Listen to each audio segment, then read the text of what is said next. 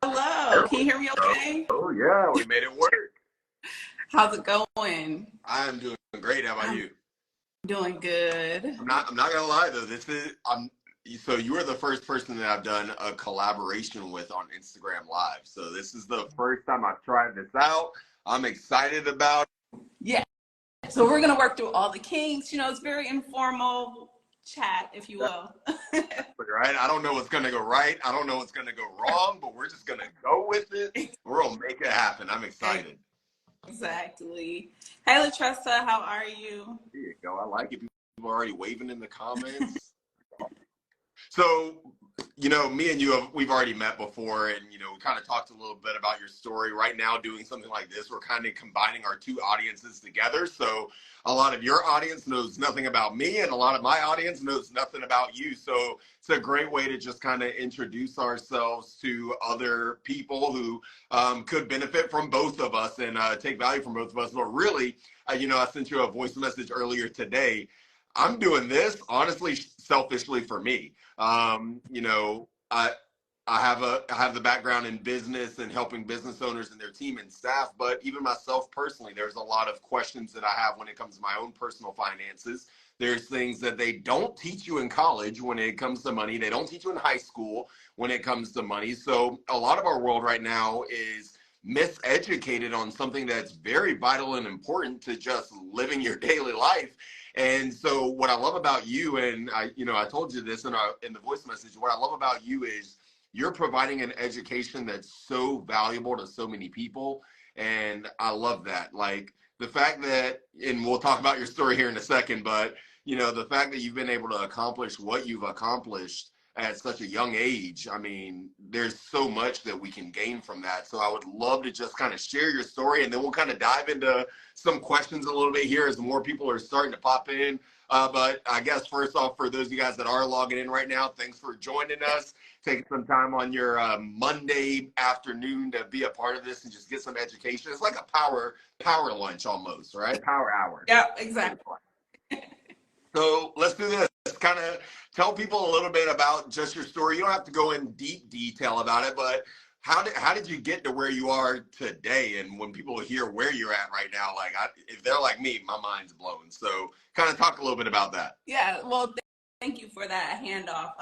For those that are online that I have not met just yet, hello, good morning, good afternoon, good evening, depending upon where you are. My name is Free Green, and I'm the CEO and founder of Gage Street Society. Gage Street Society is a personal finance education brand and platform where our mission is to provide easy, digestible personal finance content on several topics that we can get into that essentially helps personal finance, money management, wealth building, helps it be normal for you, right? And it's something that I started because personal finance has been a passion of mine since I was in high school. That's where I really initially got introduced to it. Didn't necessarily come from a family that talked about money, but I have always been a lifelong learner. And I tended to gravitate towards the things when it comes to learning that I could actually apply in real life, right? So while I liked school and didn't mind it, learning about money was like, oh, I could do the things and see tangible benefits, right? So, I did take the safe route, as I like to describe it, and I majored and mastered in accounting, and then went on to spend about 11 years in corporate America as a forensic accountant. During the pandemic, like some of us, I had a reflective period, right, where I said to myself, okay, you have all this information, you're sharing it with your inner circle, but what else, right? How can you share your knowledge with a larger audience? And so that essentially was the birth of Gage Street Society. And here we are today. I love that. And you talked about earlier in your bio, in your intro there, that growing up, your family didn't really talk about money, right? And one of the things that we talk about with our clients and just people in general is like, the things you don't talk about become a problem. And I think that's why there's such a problem with this right now, why so many people are having trouble and issues with their personal finances and they're miseducated on it, because nobody talks about this. Like, why? And this is where I'm really just kind of asking you a question. Why is money painted as this bad thing to talk about or this insecure thing to talk about? I mean, when you really think about it, money's made up. Like, who really said that the value of $1 is $1, the value of $5 is $5? Like, and if you go anywhere around the world, currency is going to have different value no matter where you go, right? So money is made up, but yet we tie so much of our value and our significance in it, and we get very insecure about talking about it. Like, why do you think that's such a problem? I think people, and I don't want to use this term as like a fear tactic, but Yeah, of course. things that you don't understand, you tend to fear, right? Or you tend to avoid. And oftentimes, particularly if money wasn't a topic, even lightly, right? If it wasn't something that was mentioned as a consistent theme in your household, you grow up and it's crazy because everything we do pertains to money, right? Exactly. In a bad or positive way, but that's just the reality of the situation. But we, for whatever reason, tend to not take the time to like truly understand what does it mean to budget, or what does it mean when I spend? Is that my net income, my gross income? Do I have discretionary income, disposable? Like, what does all that mean? And when it comes to spending specifically, like, am I getting the value out of the things that I'm spending my money on, right? We just do it, right? It's part of our society. We don't necessarily take that step back to make sure strategically, financially, it makes sense for us. And that's just, I think ultimately it's just due to lack of knowledge. Yeah. What's been kind of a consistent theme, and obviously you don't have to talk about like anybody that you deal with specifically, but just through the connections that you've had and the people that you've come across that have asked you more about this topic and asked you more about what you do, what have you noticed has been kind of a consistent theme or a consistent question that you've gotten a lot of times that just with everybody that you've come in contact with? Well, oftentimes my clients, because I do provide one-on-one coaching, they come to me in a state of like, I'm ready, but I don't know where to start, right? I don't have that historical understanding. Although I've been using it for years, I don't necessarily think about it from a wealth building or from a wealth creation perspective. And so it's in some instances, it's a sense of inferiority, right? When it comes to the amount of knowledge that they have. And then the other part too is, and this is sometimes where I talk a lot in like speaking engagements about your money mindset, pertains to like, okay, what were your experiences, or whether it be directly or indirectly with money? How did your parents talk about it? How did your siblings, your aunts, your uncles, grandparents, like when they did mention it, how was it talked about, right? Because that ultimately has a direct impact on how we interact with money as young adults, as seniors, so on and so forth. And so it's really wrapping their mind around what their money mindset is, and always putting them in an empowered position. Like, I tell clients, you're here today, and today is going to be a change like for the rest of your life, right? So you're right where you need to be. There's no like negative talk or negative thinking. We're soaring from this point forward. So and that's what I love, just like you said there, like you put them in an empowered position, right? You don't make them feel bad for what their money mindset was growing up. You don't make them feel inferior about it. You don't make them feel dumb that they didn't know what they don't know, right? It's no, hey, today is the day that you're making the start, you're making the change to get to where you want to be, and you make them feel empowered about that and confident and secure in that. And I think that's so important, right? Because again, there's so many of us that when it comes to the topic of money, and I'm talking about myself included, right? Yes, I'm using a broad term, but even myself in this, like, there are so many of us that when it comes to the topic of money, we get very insecure about it, right? We let our past mindsets about money or past mistakes maybe we've made with money or people around us have made with it, we allow that to affect how we feel now in the present, but also it affects our decisions in the future as well. And there's a deep-rooted problem there that has to be addressed.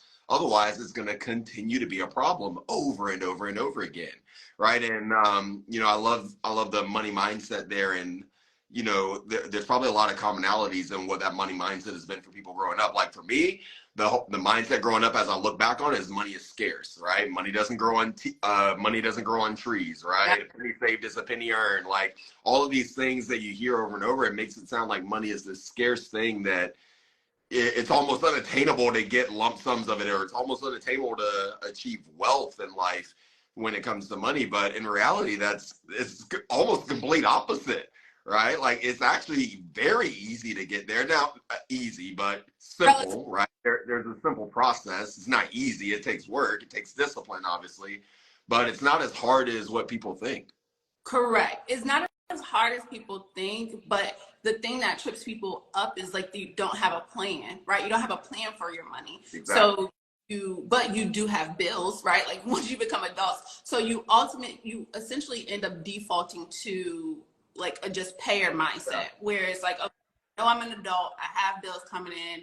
I have to make the money to pay the bills. And so I get the job and I pay the bills, right? And that's kind of where the logic and where the strategy stops.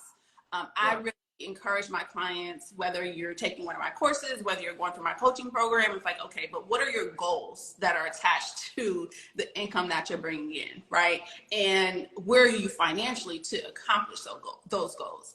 And some of the goals are financial, where it's like, okay, hey, Free, I want to save, start saving for an emergency fund, just as a general goal. It's like, okay, well, that has a direct financial impact. Let's look at your spending and see if there's areas where you can kind of scale back on, redirect some money, so on and so forth.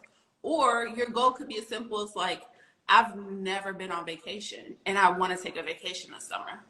It's like, okay, well, now let's plan financially for where you want to go, flight, airfare, so on and so forth. And that's what I mean when I say like, we live life and everything is affected by money. Like it interacts with all parts of our existence. Yeah. And so it's imperative that we, figure it out, if you will.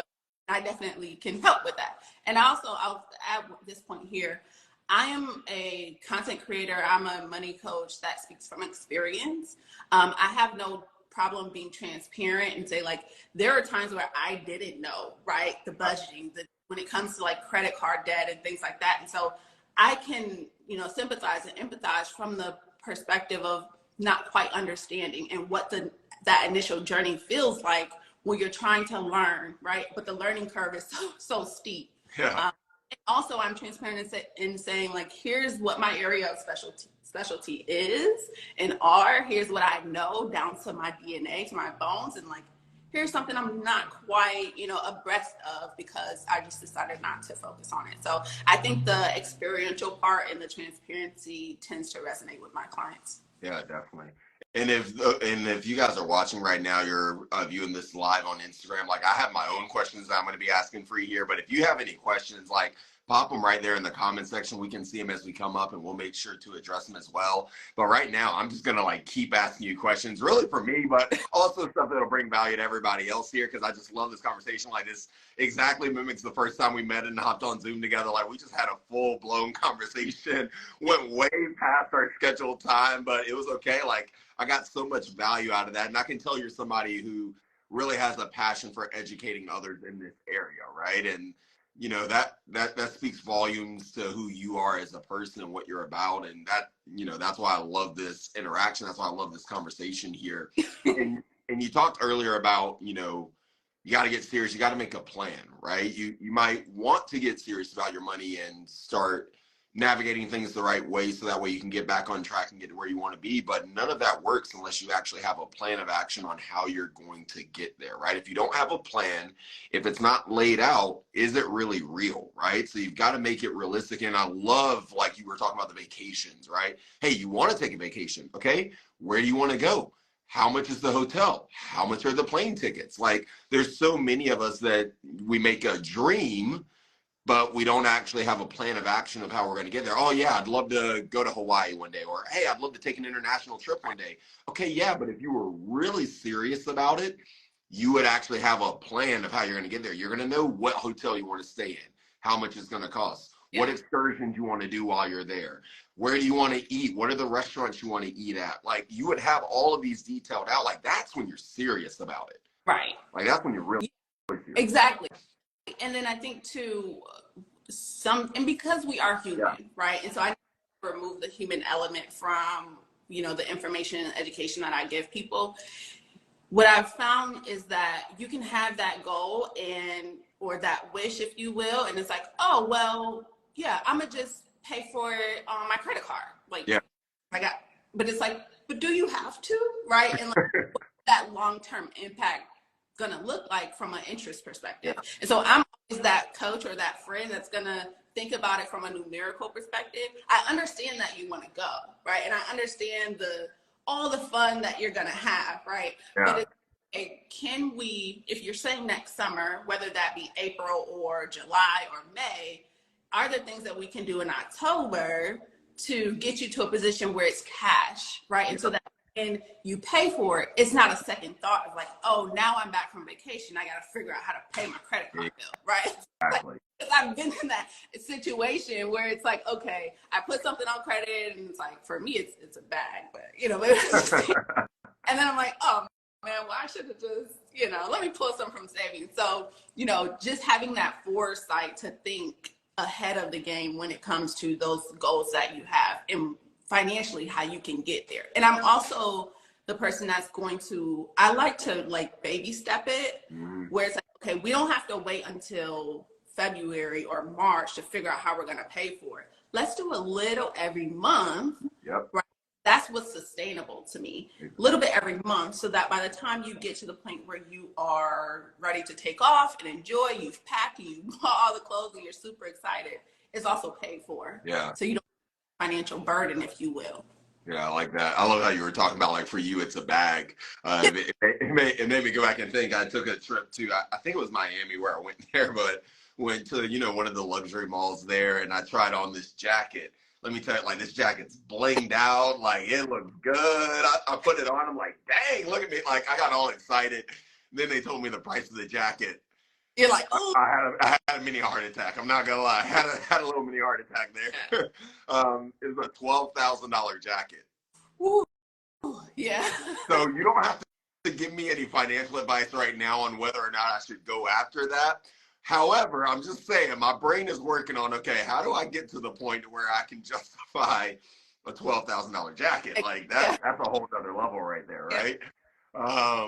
But, just kind of like what you're talking about with the planning, and, you got to make it specific, and don't try to do it all, like, right there in that month. Like, plan it out ahead of time, and you start incrementally working your way there. So that way, by the time you get there, you don't have to stress about it. You don't have to worry about it, right?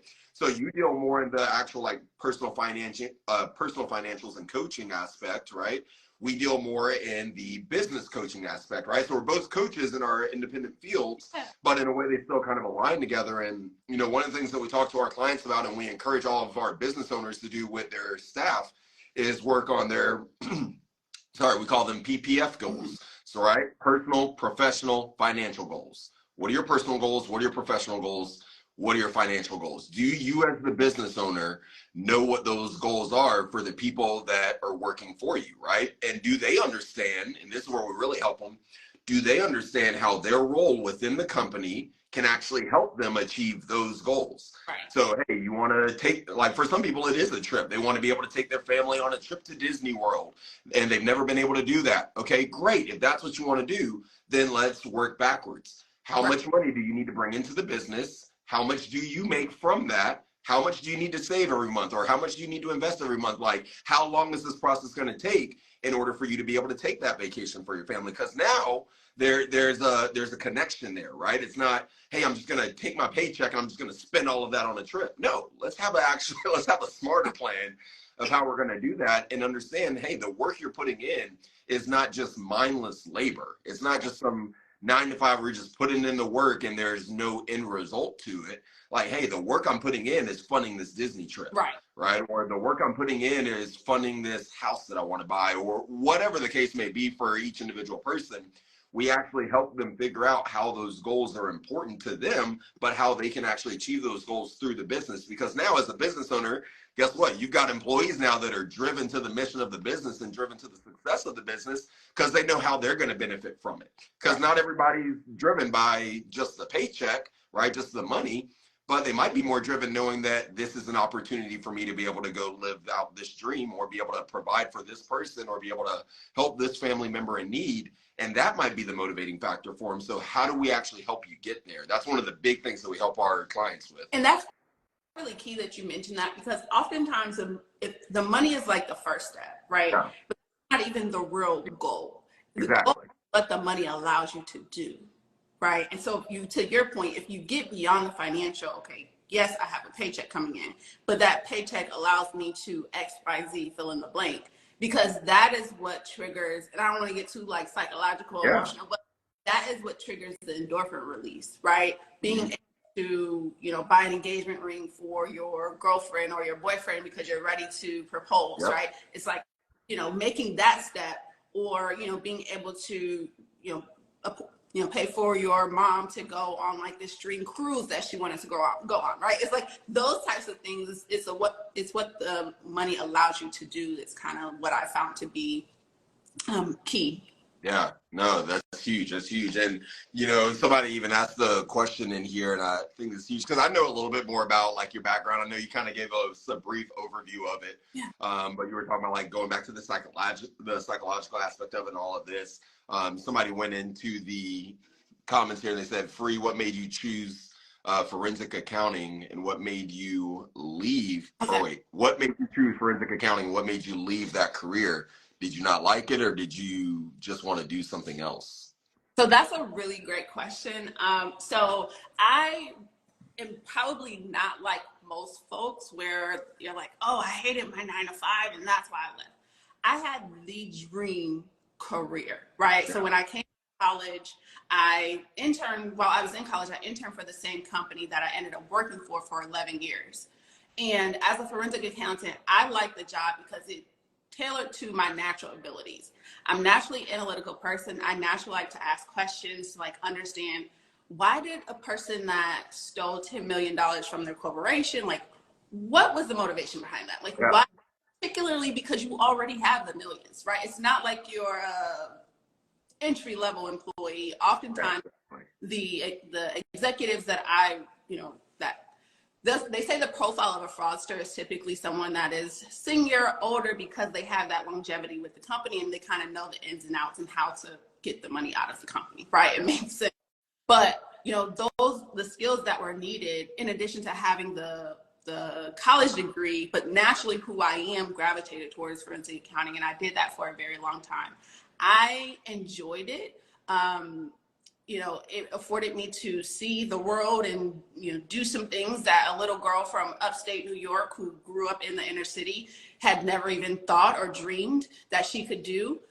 The reason why I left was because you get to a point, at least for me, as my experience, you get to a point where financially you are making the funds, right? You have the house, you have sort of that checklist that we have for ourselves. I had checked off most of those things when it came to my professional goals. And then I started, like I mentioned in the intro, during quarantine, I started to ask myself, like, what else? Like, but what is your legacy? And how are you giving the knowledge that you have to others? Yeah. And so through that, and that process was not easy, right? Because there was a sense of like comfort zone. I knew my job really well, did it very well. Yep, exactly. It was a moment where I had to just kind of step out of my comfort zone and kind of do this thing that had always been in the back of my mind. Like I said, I always shared my knowledge with my inner circle, but had never taken the venture to share with other people, primarily because of the scariness of it. But that's ultimately why I decided to leave, was just to step out on faith, if you will, and start a new business and share my knowledge with a broader audience. No, that's huge. And I definitely resonate with the whole idea of, hey, there's something bigger and better out there that I can go after. Not that I don't like what I'm currently in, but it's like you feel like you're built for more, right? And there's so many more people that you can help. Like I experienced the same thing. The whole reason I even got into business coaching is I started in the martial arts industry. Yeah. That was my comfort zone. That's what I'm, even till today, like that's still where my comfort zone is. Sometimes almost to a fault sometimes, because it's hard for me to like branch out from that. But I had a lot of success there in that field. And, I turned down a very high paying opportunity, promotion, there we go. Turned down a very high paying promotion to actually just leave completely to go start this thing and now be able to actually help more people on a bigger scale. And it's scary and it takes faith. It really does. And it takes you outside of your comfort zone. But when you have that gnawing inside of you that, hey, you're built for more, or hey, there's so many more people that you can help. it, like if you just kind of broaden that path a little bit, like it's hard. It's not Yeah, easy. It's really not. yeah. And what I fall back on though is like not too many people like realize their purpose. And I don't want to be cheesy, but I truly Yeah. feel like personal finance and educating individuals about personal finance is my purpose. Yeah. Like I feel this is something that I can talk about for hours Yeah. on end. Like I never get tired. Anytime someone asks me a question about it, I'm always open to like, okay, what's your question? Like, yes, okay, Yeah. let's No, figure it out. give I it to me. I got it. feel exuberance about, the topic in and of itself. And so yeah, that's kind of what keeps me going on this like solopreneur entrepreneurship Yeah. journey, particularly being an introvert. Like, Yeah. so No, definitely. That's what we talk to our our clients about and their staff is like, hey, are you paycheck driven or are you purpose driven? Which one is it? right, Right? Because even like you said, nobody's really paycheck driven because even that still leads to something else. Right. So really, if you're quote unquote paycheck driven, it really means you just don't understand what's the purpose. right, Right? Because in reality, all of us are purpose driven, but some of us just don't know what that purpose is yet. But when you really understand it and you know it and it resonates with you, like, man, like it's a game changer. It really is. yes, absolutely. So we got another question in there. It says, can credit cards help you in the long run? Oh, I bet you could go on and on about this topic. Okay, so the first school of thought that I tell people is you have to understand your personality type and who you are naturally when it comes to your dealings with money, right? Yeah. Person A is someone who tends to use their credit cards as crutches, right? Pays on balance, doesn't really have a plan for paying it off in a short amount of time. That person, I think in the long run, credit cards may do them a disservice because from an interest rate perspective, they're going to end up paying a lot of additional money, not the principal balance on like what you charged, but additional as a result of the interest because they are only paying the minimum balance, right? And the minimum balance just kind of floats you month to month so that you're not late on your credit card and thus it hitting your credit score and your credit report. That's person A. Person B is someone who uses credit cards from a more strategic perspective. They have the money, right, to pay the credit card off. They may get points from the various credit cards that are out, but every month they are paying the balance off, right? I'll even take it a step down where it's like, okay, they may have a little bit of rolling balance to the next month, but majority, 85% of that balance for the month is paid off, right?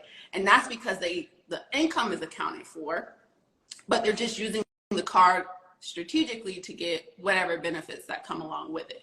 Or they're in a position where they really want to build up their credit. This is something that I did when I was in the process to buy my home.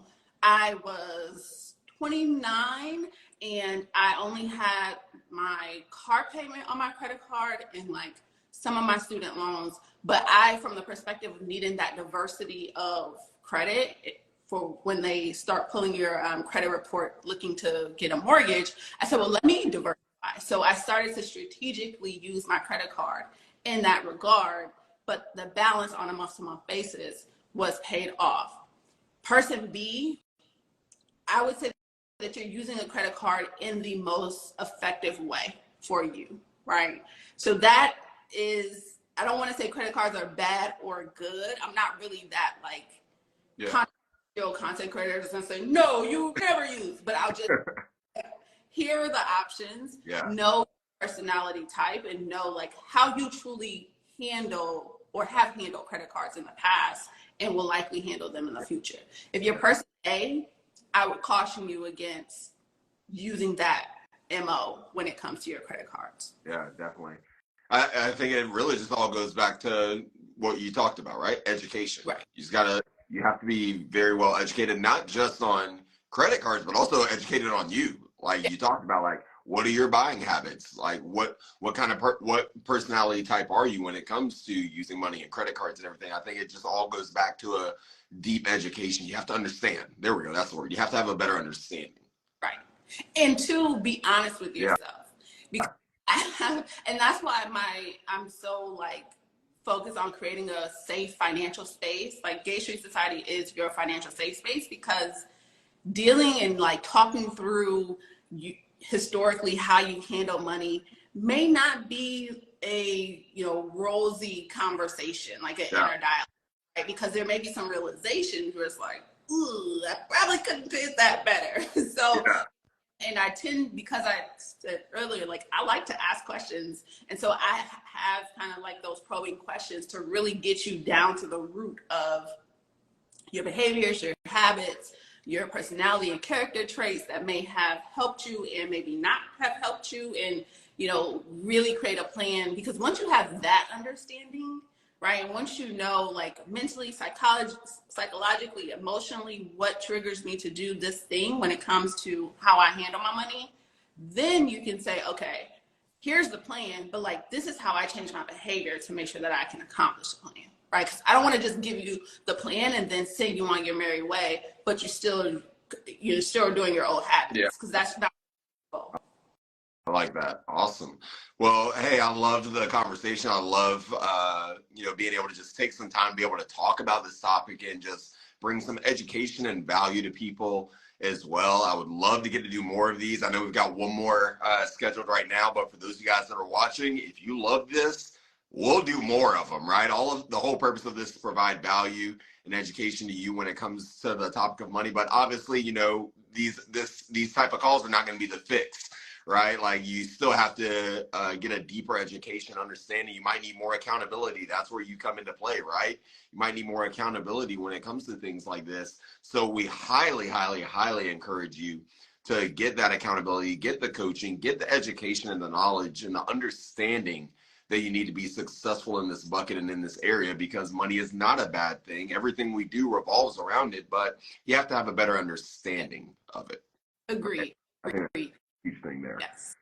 So let's do, now that we're kind of towards the end here, let's do a little bit of self-promotion, just because, why even hop on something like this and not promote yourself and what you do? So we know what Gage Street Society is about and what you offer and what you do. What's the best way for people to be able to connect with you? So it's probably going to be my social media. So Gage Street, my Instagram specifically, because I am an older millennial, so I stick to what I know. Gage Street Society on Instagram, which is where we are now. My link in bio has a lot of information if you want to book a one-on-one call with me, if you are interested in exploring some of the courses that I'm building out and getting on the newsletter, so that when those courses drop, you'll be the first to be notified. I also have a couple of events coming up that will be virtual. It's all in the link in bio. Like that will give you everything. As well as my YouTube channel. So if you want to tap into the free content, you have that there as well. In my email, if you have a direct question. Love it. What's one event you have coming up right now? Just go ahead and promote it. What's the one event you got coming up right now people should be at? So I have two really quick. So give them. I have a financial literacy workshop where we are on session 3, but there are 4 sessions altogether. So you're coming right at the halfway point where things start getting good. That is at Gage State University. If you go to the events highlight in my on my bio, you'll see all the details there. And then in December, I'm doing a free live webinar called the Money Makeover. And so if you are a person where you are taking stock of how you've done financially for this past year, and you're ready to create some goals and really kickstart your 2024 from a money perspective, get it off to a rocket start, you'll want to tap into that live webinar, and information also is on my events highlight. Awesome. And then I'll do a little self-promotion as well. Obviously, we work with small to medium-sized business owners. So if you yourself is a business owner or business professional that's looking to grow and scale your company personally, you obviously, professionally, financially, in any ways That's what we're here to do. We're based out of Knoxville, Tennessee. We've got an event actually coming up November 19th through the 21st. It'll be a business boot camp right here in Knoxville. We're going to be bringing in guest speakers to talk about how to scale your business, grow your business, sales, marketing, all of the above, and how to explode into 2024. So you can connect with me on Instagram, _CamSmith_, or you can go to our website, riseusa.com/events. You can see more information about that. But Free, thanks so much for taking time to connect with me today on Instagram. I loved this conversation. I want to do more of this. Yeah. And I want to be able to provide more education, more value to more people going forward. Let's do it. Let's do it. Awesome. Well, thanks for your time today. Thank you guys for joining us today, and give us a shout out as well. Like, you guys have been on this call the whole time. Go on your story, tag both of our accounts in it, give us a shout out, tell us something that you guys gained from this live call. We love doing it, and we love to provide more value and help you in any way that we can. Free, thanks for your time again today. Hopefully you guys have a great Monday, and we'll see you guys soon. Awesome. Bye, guys.